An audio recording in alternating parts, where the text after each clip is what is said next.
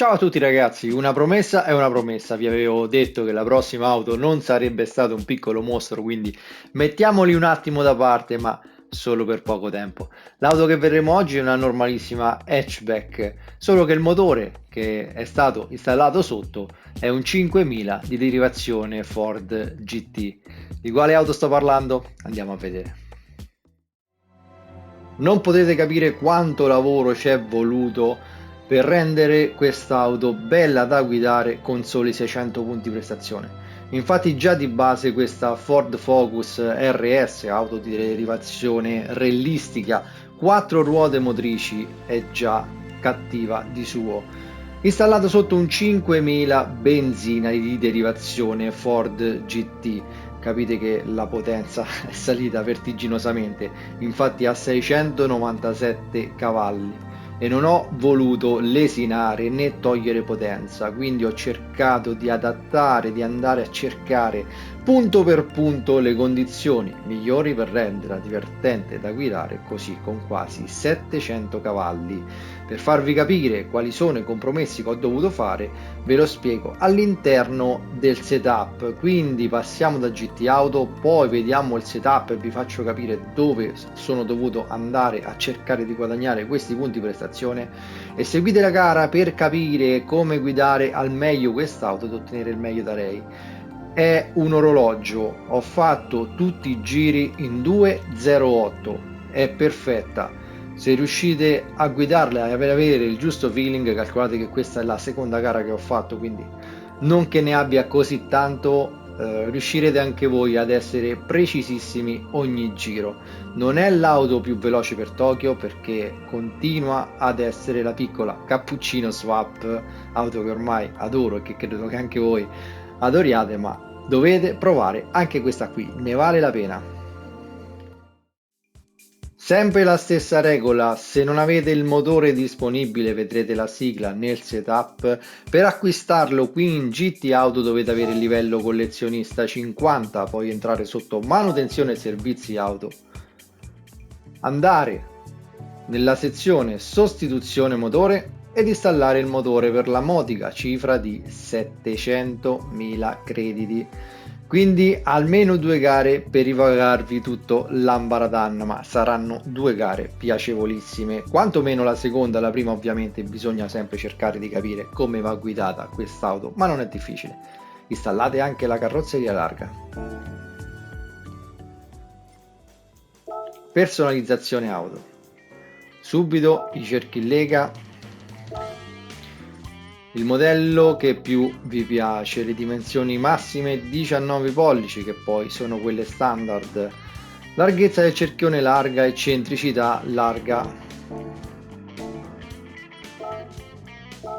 avantreno tipo A, fianchi tipo A, retrotreno non disponibile, alettone posteriore tipo B. Se volete scaricare questa meravigliosa livrea fatta per il più forte pilota di tutti i tempi, e non dite il contrario, la trovate già disponibile in vetrina. Se volete adesivi o livree personalizzate, scrivetemi su questa mail. Tutti i miei lavori, quindi anche questo qui, li trovate col tag DR46. Non ho installato la gabbia di sicurezza su quest'auto, uno dei primi compromessi che ho dovuto fare. Ovviamente gomme sport dure, rientriamo proprio al pelo dei 600 punti prestazione. La strategia da gara, la mappa carburante sempre a 1, ma bisogna fare una sosta ai box perché, come vi dicevo, devasta le gomme, soprattutto le anteriori. Quindi mi sono fermato al settimo giro, ho rabboccato il carburante necessario per terminarlo e sostituite le gomme. Quella che vedrete è la seconda gara. Nella prima gara, come probabilmente sembrerà anche a voi, ci sia benzina sufficiente modulandola con la mappa carburante per arrivare a fine gara, ma non è così, non basterà per un giro, ve lo dico perché l'ho provato, e comunque all'8º giro l'anteriore sinistra è completamente finita, quindi non ci arrivate lo stesso, non ci provate per niente. Installate sospensioni personalizzabili e inserite questi valori. Differenziale personalizzabile, questi valori da inserire.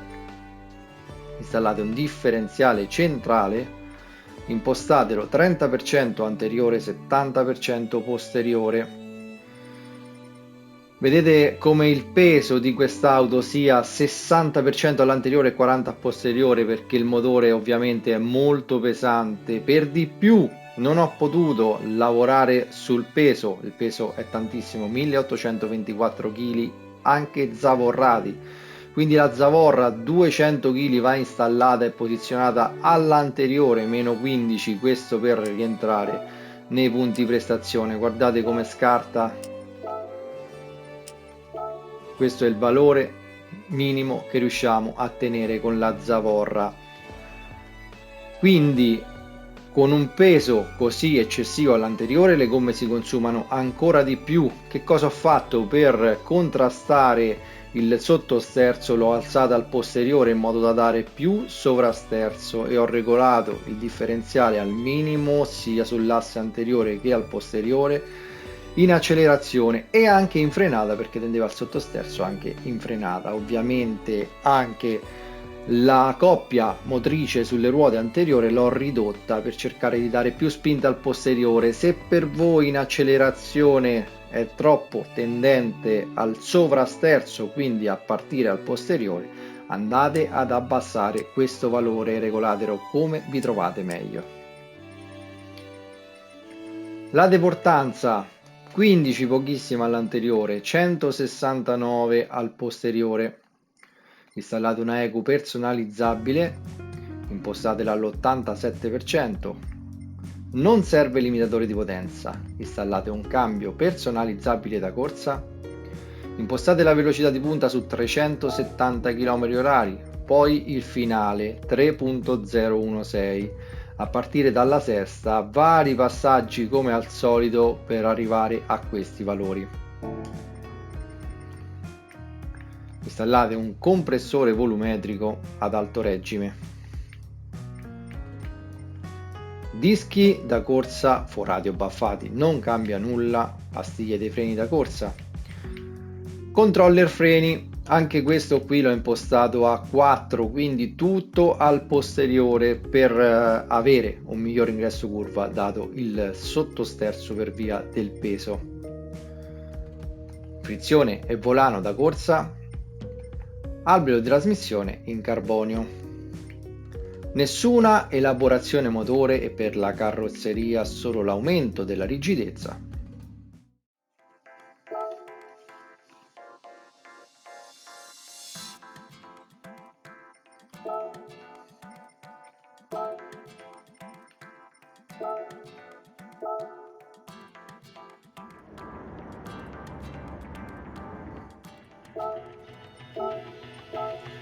Quattro ruote motrici per quest'auto, quindi sapete già come la penso. Nessun controllo attivo, già di default è leggermente sottosterzante. Se andate ad inserire i controlli elettronici, il sottosterzo aumenterà a livello cronico, quindi non riuscirete a guidare l'auto. ABS predefinito.